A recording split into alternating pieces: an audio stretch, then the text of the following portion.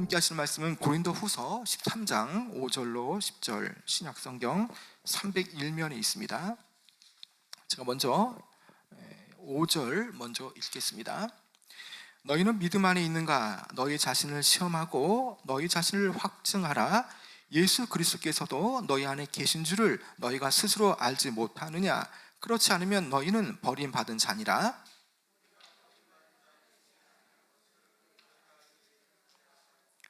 우리가 하나님께서 너희로 악을 조금도 행하지 않게 하시기를 구하노니 이는 우리가 옳은 자임을 나타내고자 함이 아니라 오직 우리는 버림받은 자 같을지라도 너희는 선을 행하게 하고자 함이라.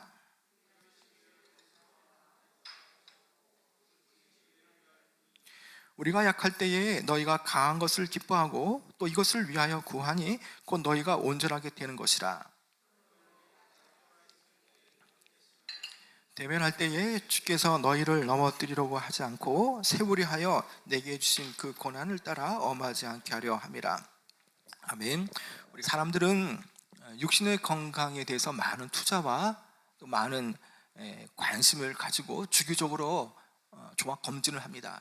그러나 그런 육신에 대한 종합 검진과 달리 영적인 검진에 대해서는 그리 많이 하지 않는 것을 볼 수가 있습니다. 육적인 어떤 검진보다 더욱 중요한 것은 특별히 신앙인에게 있어서는 영적인 검진이라는 것이죠. 내가 지금 어떠한 상태에 있는가? 내가 혹시 믿음에서 떨어져 가고 있는 것은 아닌가? 하나님으로부터 멀어져 가고 있는 것은 아닌가를 살펴보는 것은 너무나 중요하다는 것이죠. 오늘 이 시간 우리는 주님의 말씀 앞에 내 자신을 내어놓고 진솔하게 나는 과연 어떠한 상태인가를 서로 영적 진단을 해볼 수 있는 그런 시간이 되어지기 바랍니다. 바울이 오늘 말씀 특별히 마지막 장이 되어지는 고린도후서 13장에서 촉구하고 있는 바가 무엇입니까? 그것은요 특별히 5절에 나와 있는데요. 여러분 함께 5절 같이 한번 읽어볼까요? 시작. 너희는 믿음 안에 있는가? 너희 자신을 시험하고 너희 자신을 확증하라. 예수 그리스도께서 너희 안에 계신 줄을 너희가 스스로 알지 못하느냐? 그렇지 않으면 너희는 버림받은 자니라.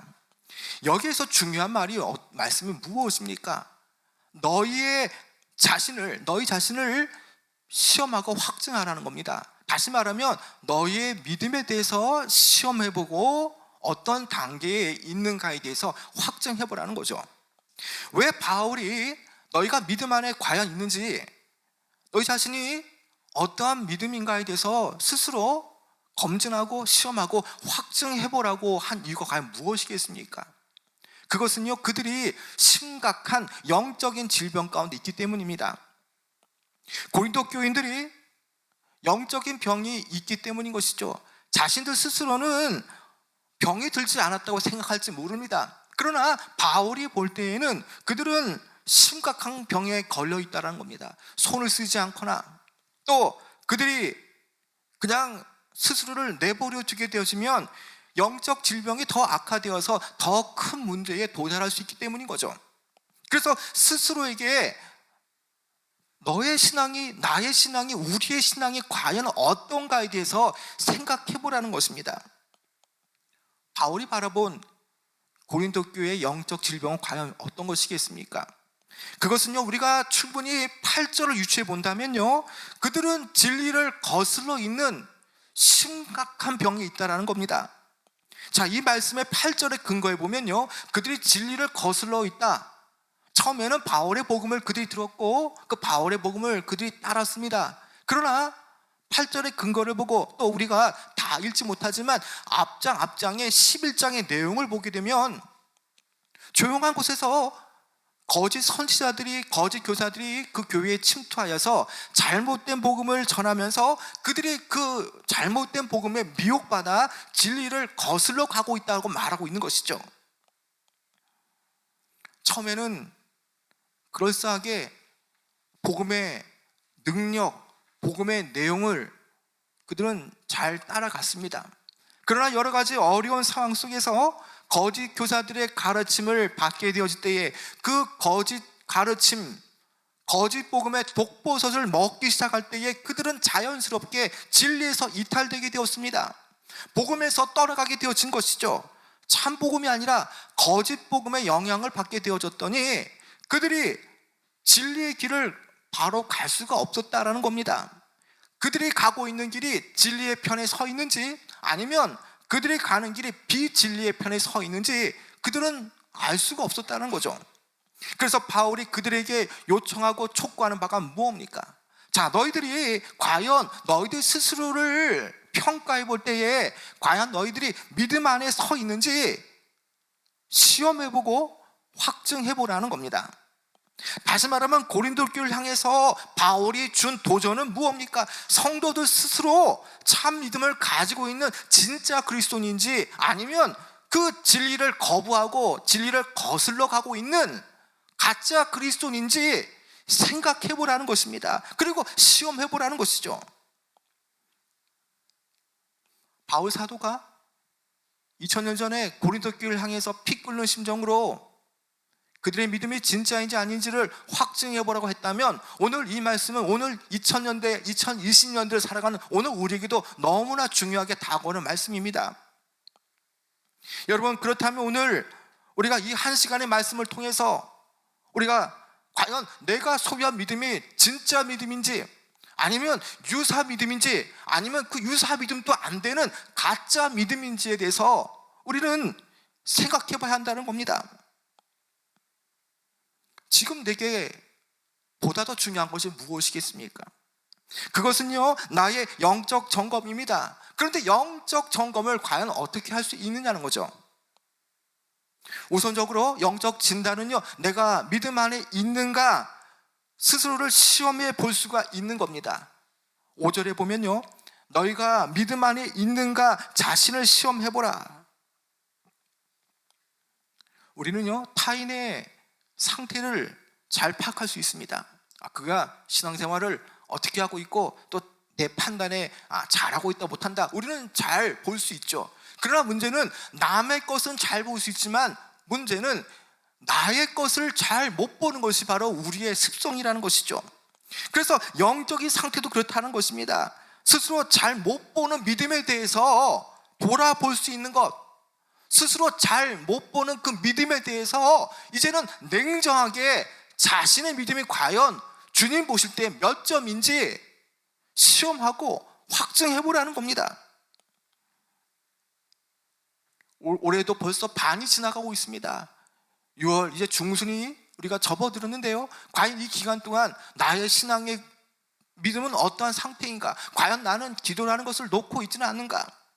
아니면 정말 어려움과 고난 속에서도 하나님을 신뢰하고 있는가? 정말 어려움이 다가올 때 세상을 의지하느냐 아니면 하나님을 의지하느냐? 우리는 분명하게 몇 가지 것들을 믿음의 눈으로 하나님 말씀에 근거해서 나를 마치 엑스레이처럼 나를 돌아보면 우리의 믿음이 지금 어떻게 가고 있는가를 어느 정도는 알 수가 있죠. 여러분, 미리 진단하고요, 점검하는 것이 얼마나 중요합니까? 차량을 미리 점검하지 않는다면, 차량이 점검받을 기회를 놓친다면 혹 차량에 문제가 생겨서 큰 사고로 이어질 수가 있는 것이죠. 큰 사고로 이어질 때는 나만 문제가 되는 것이 아니라 가족에게도 영향을 주게 되어집니다. 마찬가지입니다. 우리가 영적인 상태를 우리가 분기별로 나의 상태를 점검하지 않는다면 그 영적인 잘못된 부분들은 결국에 나에게 영향을 미치는 것뿐만 아니라 영적인 질병은 내 가족들에게 영향을 주게 되어지고요, 그것이 더 확대되어져서 우리의 교회 공동체에도 이것은 영향을 주게 되어진다는 것이죠. 그래서 자칫 점검하지 않는 것은 너무나 큰 사고를 유발한다는 것입니다. 현재 내 상태의 신앙, 내 믿음의 상태가 과연 어떤가를 살펴볼 수 있는 것은요, 시험해 보는 겁니다. 말 그대로 우리가 어떻게 스스로 믿음이 있는 자인지 없는 자인지를 테스트해 보는 것은요, 너무나 쉽습니다. 그것은 말씀 앞에 내가 어떠한 반응을 보이느냐, 그것을 생각해 보면 우리는 알 수가 있는 것이죠.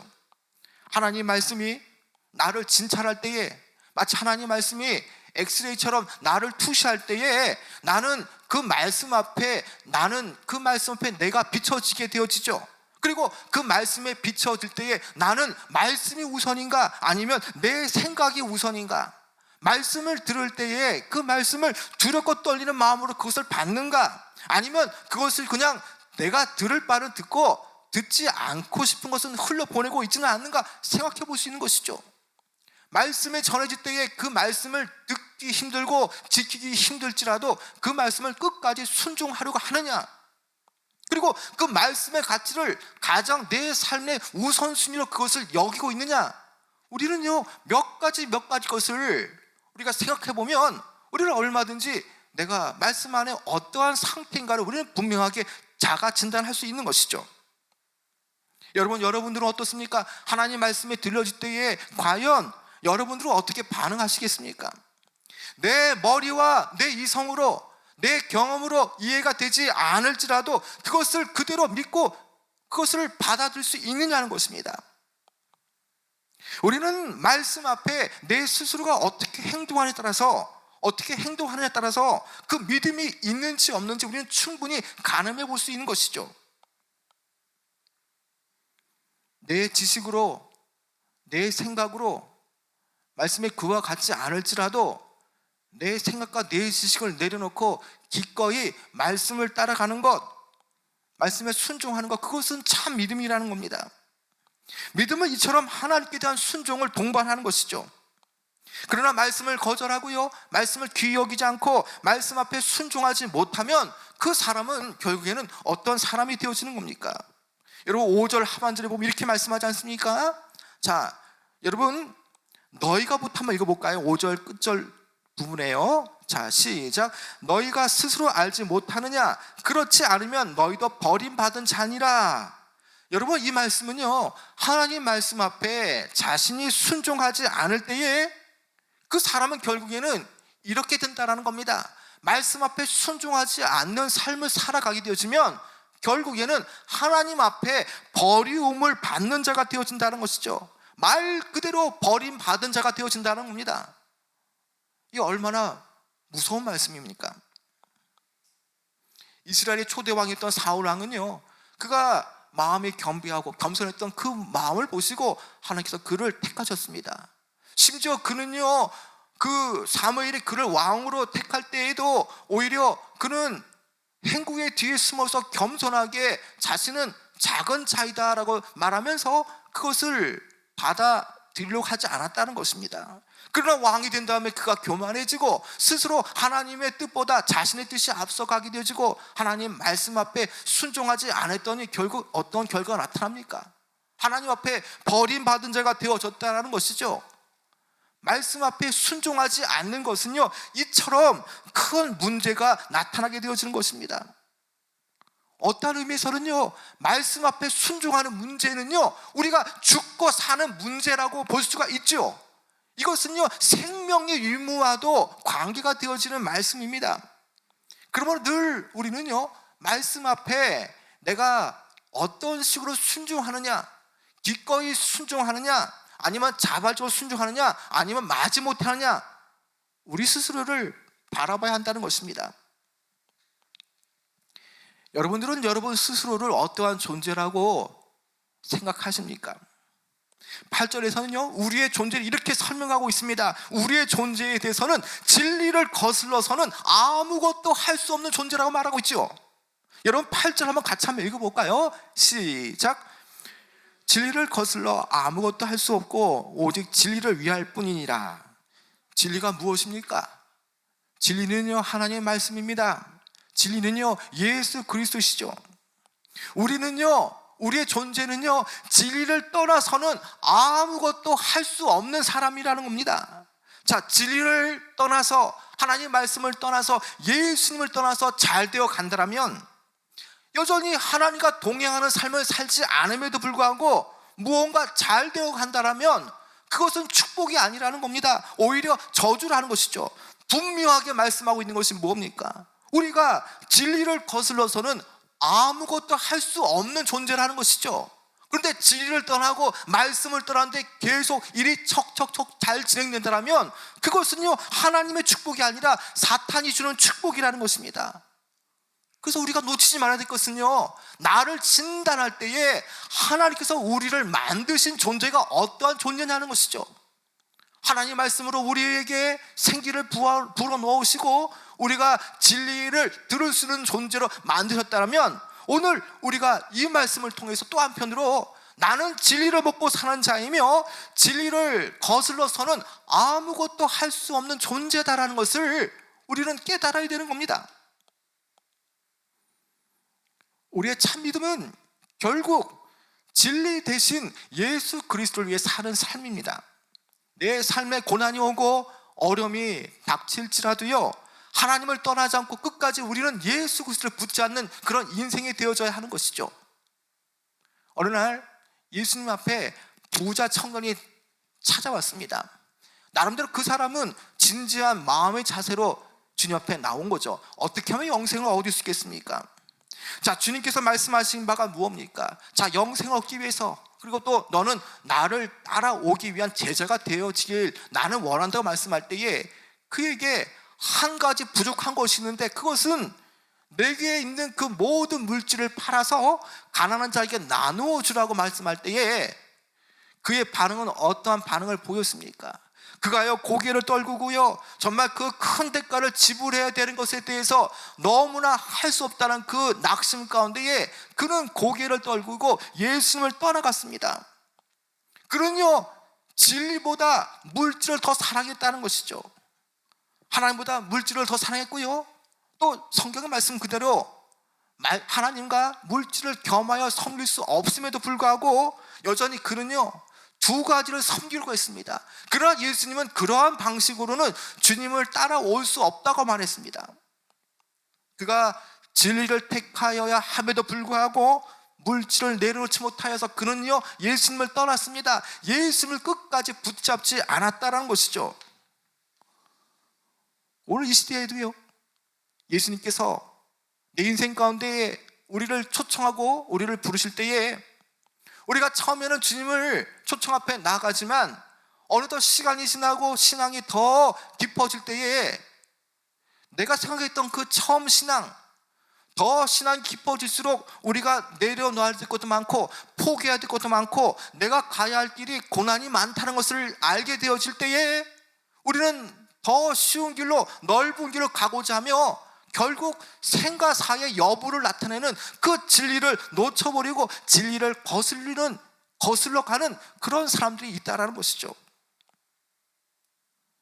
사도행전은요, 어디로 가든지 박해와 고난의 강풍 앞에도 개의치 않고요, 예수님을 끝까지 따랐던 사람들의 그런 기록이 바로 사도행전인 겁니다. 그들은요, 세상이 그들을 미워하고 또 그들은 예수 그리스도를 믿는다는 이유 때문에 세상이 자신들을 미워하는 것을 알고 있었습니다. 그러나 그들에게는요, 중요한 것, 그들은 끝까지 놓지 않는 것, 그 진리를 사수하고요, 그들 앞에 놓여진 영광을 위해서 끝까지 진리를 붙잡고 앞으로 전진한 신앙을 가진 소유자들이었습니다. 결국 모든 것들은요, 진짜 신앙이냐 가짜 신앙이냐의 문제라고 할 수 있지요. 진짜 신앙을 가진 사람은 어떻습니까?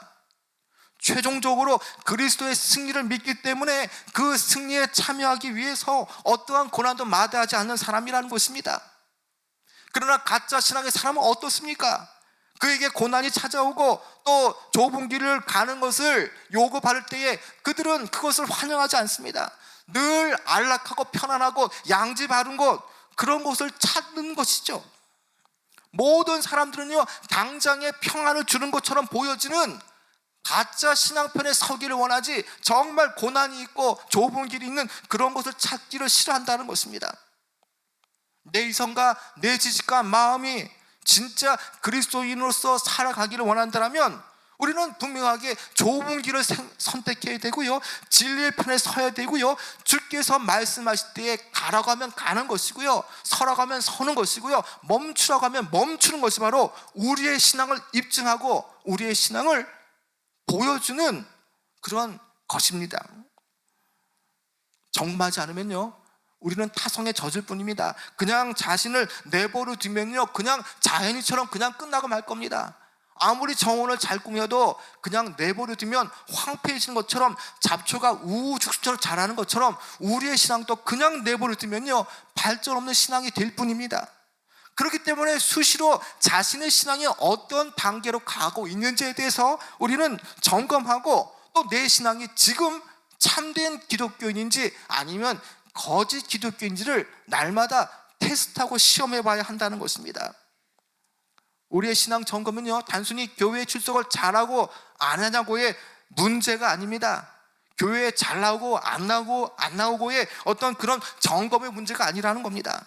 어떠한 상황 속에서도 우리는 믿음에 서 있느냐, 어떠한 그 어려움이 닥칠지라도 내 신앙의 상태가 진리를 떠나지 않느냐라는 그런 믿음 안에 서 있는 그런 믿음이 우리에게 점검되어져야 할 중요한 부분이라는 것이죠. 오늘 여러분들의 믿음은 과연 지금 어느 식으로, 어떤 식으로 지금 향하고 있습니까? 또 어디로 지금 가고 있습니까? 하나님은 에덴 동산에서 아담과 하와가 선악과를 먹고 범죄했던 그들에게 이렇게 물으셨습니다. 범죄한 아담에게 하나님은 내가 어디 있느냐? 지금 어디에 있느냐? 지금 어디로 가고 있느냐고 물으신 거죠. 이 질문은요 범죄한 그 아담의 현재의 모습을 돌아보라는 것입니다. 자신의 믿음이 하나님으로부터 얼마나 멀어져 갔는지, 하나님의 말씀 앞에 순종하고 있지 않는 그 자신을 점검하라는 질문이기도 한 것이죠. 하나님께서는 오늘 저와 여러분에게 이렇게 물을 겁니다. 아담과 하와처럼 내가 어디 있느냐? 과연 있어야 할 곳에 있지 않고 잊지 말아야 될 곳에 너희가 서 있는 것은 아니냐? 정말 하나님의 말씀 앞에 너희가 서 있어야 됨에도 불구하고 여전히 말씀 앞에 서 있지 않는 것은 아니냐? 갈수록 시간이 지날수록 신앙은 더 성장하고 믿음의 진보가 일어나야 되지만 오히려 하나님보다 하나님 편에 가까이 가야 되지만 하나님과 너무나 멀어져 가고 있는 것은 아닌가? 이렇게 우리에게 말씀하실 수 있다는 것입니다. 우리가 2020년도 기쁨으로 1월 시작을 했습니다. 그런데 벌써 어느새 6개월이 지나갔습니다. 나 스스로 올해의 삶을 진단해 볼 때에 우리가 6개월, 그것도 6개월의 딱 중간을 우리가 삶을 진단하고 평가해 볼 때에 우리는요 떠날 것은 떠나야 되는 겁니다. 청산할 것, 또 우리가 없애야 될 것은 없애야 된다는 것입니다.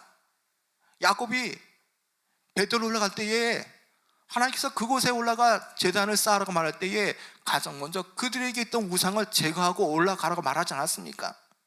우리가 지금 이 상황 속에서 이제 7월, 8월 하반기, 중반기를 맞이할 때에 우리가 잘못되어진 이 부분들을 점검하지 않으면요 계속적으로 문제가 발생되어진다는 것입니다.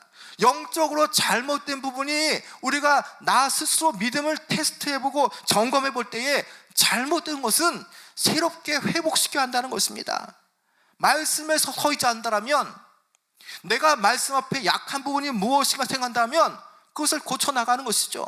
그래야만 우리의 신앙은 후퇴하는 신앙이 아니라 앞만 보고 하는 신앙, 하나님 앞에 놀라운 영광과 축복을 경험할 수 있는 그런 신앙의 소유자가 될 수 있는 겁니다. 우리가 또 한편으로 우리가 둘째로 볼 수 있는 것은요, 내가 믿음 안에 있는가 테스트하고 확증하는 방법은요, 내 안에 예수님이 계신다는 것을 날마다 확증할 수 있느냐는 겁니다. 믿음 안에 있는가, 믿음 안에 서 있는가라는 그 시금석은요, 믿음으로 말미암아 예수님께서 내 안에 계신가를 확신하느냐는 겁니다. 5절 하반절에 보면요, 예수 그리스도께서 너희 안에 계신 줄을 너희가 스스로 알지 못하느냐? 그렇지 않으면 너희가 버림받은 자니라. 바울은요 5절 앞부분에 어떻게 말했습니까? 너희가 믿음이 있는가 너희 자신을 확증하라 했고요, 이제 5절 중반절에 가면요, 예수 그리스도께서도 너희 안에 계신가를 반문해보고 있다는 것입니다.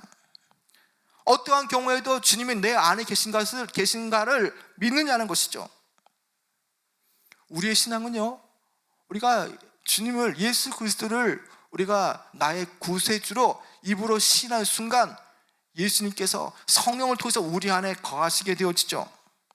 우리가 스스로 죄인임을 고백하고 예수님을 믿을 때에 성령님을 통해서 예수님께서 내 안에 들어오십니다. 바로 그때부터는요, 내 믿음이 시작되어지는 때라는 거죠. 자, 교회를 아무리 오래 다니고 교회 생활에 익숙해도요, 정말 많은 사람들부터 인정받는 그런 직분을 맡아서 일을 하고 있지만, 그러나 내 스스로가 죄인임을 고백하지 못하며 또 주님이 내 안에 계시다는 것을 내 스스로가 이것을 알지 못하면요, 그 사람은 아직 그 신앙 기초가 없는 사람이기 때문에 다시 기초의 ABC부터 다시 해야 되는 것입니다. 여러분, 믿음은 뭡니까? 내 죄를 위해서 십자가에 달려 돌아가신 주님을 바라보는 겁니다. 그리고 주님이 없으면 나는 어떠한 것도 할 수 없는 죄인이고, 결국에는 주님이 없이는 내 인생은 영원한 심판, 또 죽음과 저주와 파멸을 맞을 수밖에 없는 그런 존재라는 것을 알기에 나를 영접해 주신 그 주님 앞에 날마다 믿음으로 가는 신앙이라는 것이죠. 그 안에 바로 주님이 내 안에 계심을 고백하는 그런 신앙이라는 것입니다. 주님이 내 안에 계신다는 것을 안다라는 것, 예수 믿기 전에는 내 인생이 내가 주인이었기 때문에 내 마음과 생각대로 내 인생을 마음껏 나는 주장했습니다. 그러나 예수 그리스도를 믿고 난 뒤부터는, 바로 주님이 내 안에 계시다는 것을 안 뒤부터는 이제는 내 삶이 달라진 겁니다. 내 인생의 주인이 내가 아니라는 것을 알고 주님의 뜻을 이루어드리기 위해서 주님의 그 부르심 앞에 성령이 거하시는 전으로 지어져 가는 자로서 살아가는 것이죠. 바로 그러한 사람들이 바로 주님 안에 주님 안에 자신이 있고 또 자신 안에 주님이 있음을 아는 사람이라는 것이죠. 내가 형통하고 잘 될 때는요, 이것을 잘 믿을 수 있습니다. 그러나 기도할 때에 주님은 여전히 침묵하는 것처럼 보여지고, 또 하는 일마다 형통치 않고 잘 안 될 때에 계속 연거푸게 고난이 찾아오고 고난의 터널이 길어지게 되어지면 주님이 과연 내 안에 계신가 의심하게 되어집니다. 오늘 우리의 현실은 과연 어떻습니까? 성도라 함에도 불구하고 고난이 찾아오게 되어지고 또 세상 염려가 오게 되어지면 우리는 두려워합니다. 이것은요, 살아계시며 역사하시는 바로 능력의 주님을 우리가 생각지 못하기 때문에 일어나는 일이라는 것입니다. 우리에게 두려움을 주는 이유가 뭡니까? 나와 함께 하시는 주님, 임마누엘 하나님을 생각지 못하기 때문에, 그리고 나와 동행하시는 그 하나님을 바라보지 못하기 때문에 내 눈과 생각들이 거기에 초점이 맞춰지지 않기 때문에 세상에서 밀려오는 염려와 근심 가운데 우리가 봉착하게 되어지는 것이죠. 문제는요, 나라는 겁니다. 문제는 어려운 현실 앞에 도저히 내 눈이 믿겨지지 않음에도 불구하고 어려운 상황일지라도 하나님이 나와 함께 하심을 내가 믿느냐 안 믿느냐는 겁니다. 시편 23편에 보면요, 다윗의 유명한 시편입니다. 하나님이 나와 함께 한다는 그 사실을 다윗은 고백하고 있지요. 그래서 다윗은 사망의 음침한 골짜기를 지나칠지라도 해를 두려워하지 않는 것은 주께서 나와 함께 하심이라고 고백합니다. 여러분, 현재 여러분들이 나는 정말 주님을 잘 믿습니다고 말하고 있으면서도 실상 여러분들은 어느 쪽에 있습니까? 혹 넘어지거나 염려와 근심 때문에 하나님이 정말 나와 함께 하시는가에 대해서 의심하고 있지는 않습니까? 염려와 걱정되는 상황 앞에서 우리는요, 하나님의 말씀을 붙잡아야 되는 것입니다. 그리고 그리스도를 붙잡고 더욱 악으로부터 멀어져 가며 진리로 살기를 작정하며 우리는 있는 힘을 다해서 말씀 앞에 살아내는 그런 신앙이 필요하다는 것이죠. 우리가 그런 삶을 하루하루 살아내게 되어지면 아무리 어려움과 고난이 닥칠지라도, 사망의 음침한 골짜기를 지나칠지라도 주의 막대기와 또 주의 지팡이가 자신을 안위하는 그런 삶의 경험을 누릴 수가 있는 것입니다. 그리스도 안에서 거듭난 신앙인 안에는요, 하나님이 나와 동행하심을 믿어야 합니다. 그것을 믿는다라면, 하나님이 내 안에 계시다는 것을 믿는다라면 우리는 어떠한 경우에도 좌절이란 있을 수가 없는 것입니다.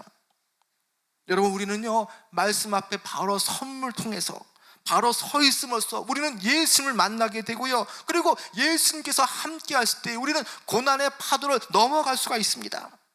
그러한 믿음 가운데 그리스도께서 내 안에 함께 하시고 날마다 성령을 통해서 내주하시는 그 하나님, 우리는 목도할 수가 있는 것이죠. 그래서 하나님께서는요, 너희의 믿음이 있다면 5절 하반절 말씀처럼 예수 그리스도께서 너희 안에 계신 줄을 알아야 된다라고 이렇게 말씀으로 대언하십니다. 성경의 역사를 보면요, 많은 신앙인들은, 우리가 잘 아는 믿음의 선진들은 다 하나같이 고난의 역경을 다 통과했던 사람들이었습니다. 고난의 역경과 고난의 골짜기를 지나칠지라도 그들의 공통점은 과연 무엇이었겠습니까?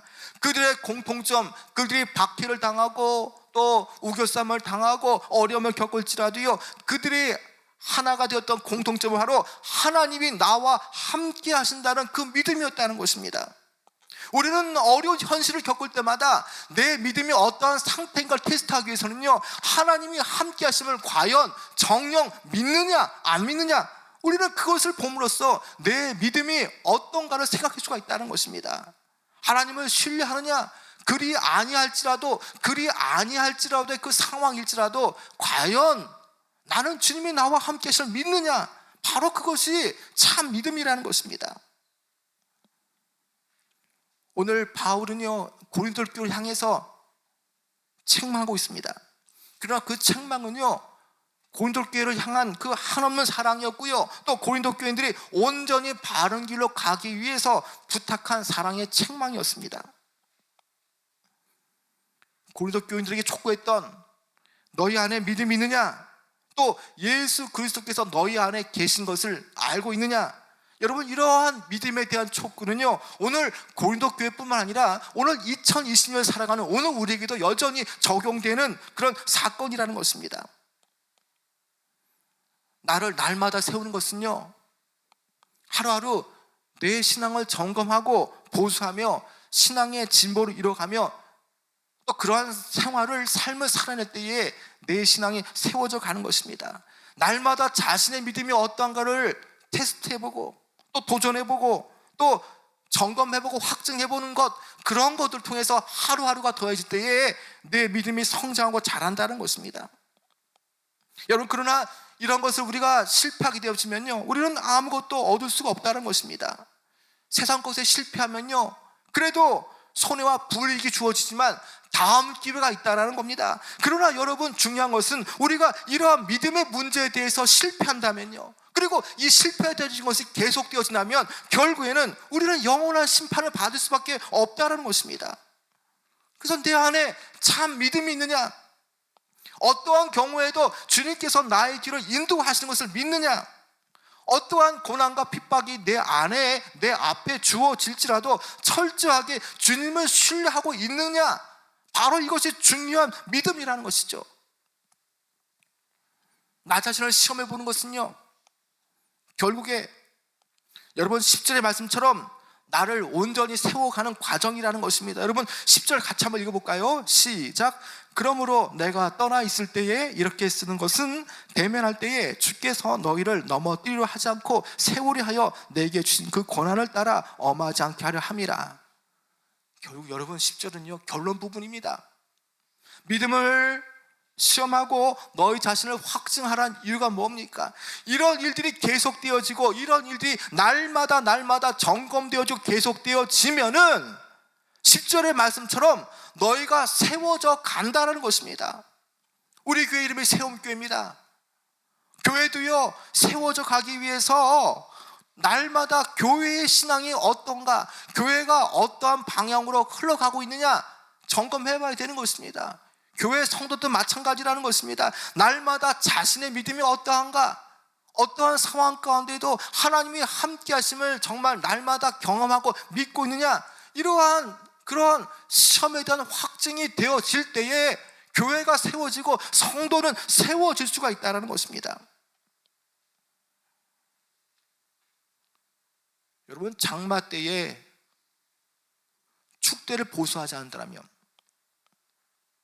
장마 때에 혹 약하여진 집안을 보수하지 않는다면 그 장맛비에서 집에 문제가 생기고요, 또 그 가정에 어려움이 생기는 것입니다. 여러분, 그렇다면 교회도 마찬가지입니다. 영적인 문제도 마찬가지라는 것입니다. 바로 지금은요, 우리의 믿음을 점검할 때입니다. 우리 교회의 신앙이 과연 어떤가를 생각해 봐야 할 때입니다. 믿음의 점검을 통해서 우리는요, 영적인 문제가 발생하지 않도록 우리는 스스로 점검하고 우리는 찾아봐야 한다는 것입니다. 여러분, 오늘 이 말씀을 통해서 이제 우리가 6개월의 반을 지나고 있습니다. 이제 남은 그 하프, 이제 6개월, 우리가요, 앞에 그 전반기를 우리가 믿음에 잘 보내지 않았다면 이제 남은 후반기는 믿음으로 전반기를 점검하고 또 믿음의 시험과 확증한 것을 가지고 내 신앙이, 우리 교회 신앙이 어떤가를 바라보고 이제는 우리는 미래를 향해 달려가야 한다는 것입니다. 오늘 이 말씀을 통해서 믿음의 점검을 할 수 있는 여러분 되어지기 원합니다. 그리고 온전한 믿음으로 세워져가는 여러분 되어지기 원합니다. 어떠한 경우에도 하나님의 함께 하심을 경험하고 믿을 수 있는, 신뢰할 수 있는 그런 성도들 되어지길 축원합니다.